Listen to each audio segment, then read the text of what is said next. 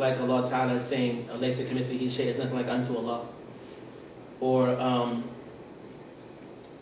also, even besides that textual evidence, there's also the rational evidence, which would be that if aboveness and outsideness were synonymous, they had the same meaning, that something being outside of something, because this was his understanding also in some of his writings, that the sky is above the earth, it's outside of the earth because it's above the earth. You know, it's being outside of the earth makes it above the earth. And the second heaven, be beyond space, the area that we see in the sky and the space that we know, the cosmos that we can see.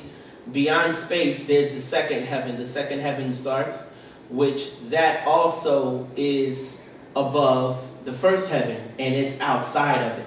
So his idea was that which is outside is by default above, to the extent that he said, وَالْحَاوِي فَوْقَ الْمَحْوِي. He said, and the container is above what it contains.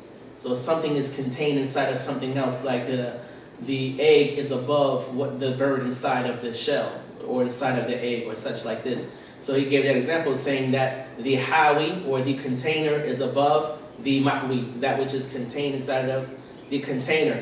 So based on that understanding, he's saying that Allah Ta'ala is above the universe in all directions, because he's outside of the created world, he's outside the created universe. And to the extent that he went so far as to say, if a person on one side of the planet was to point up into the sky, and a person on the opposite side of the planet was to point up into the sky, they would both be pointing at Allah Subhanahu wa Ta'ala literally. That both of them will be pointing at Allah Subhanahu wa Ta'ala literally. And that would, why is that in reason, in logic, and in intellect, why is that wrong? Why is that incorrect?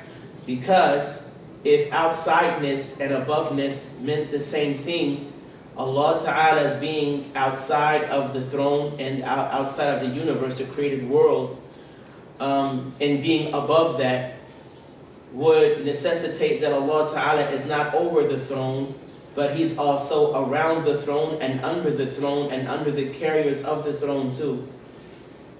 And that is not affirmed anywhere. Because the throne itself has a top, it has a bottom, and it has sides. Allah Ta'ala has described in the Quran that there are angels that are going around the throne. Allah Ta'ala has mentioned that the throne has carriers that are bearing or holding or carrying the throne.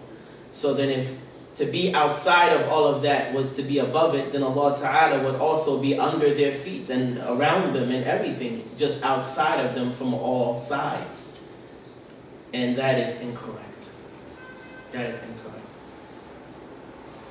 And not only is it incorrect, it's blasphemy. May Allah save us.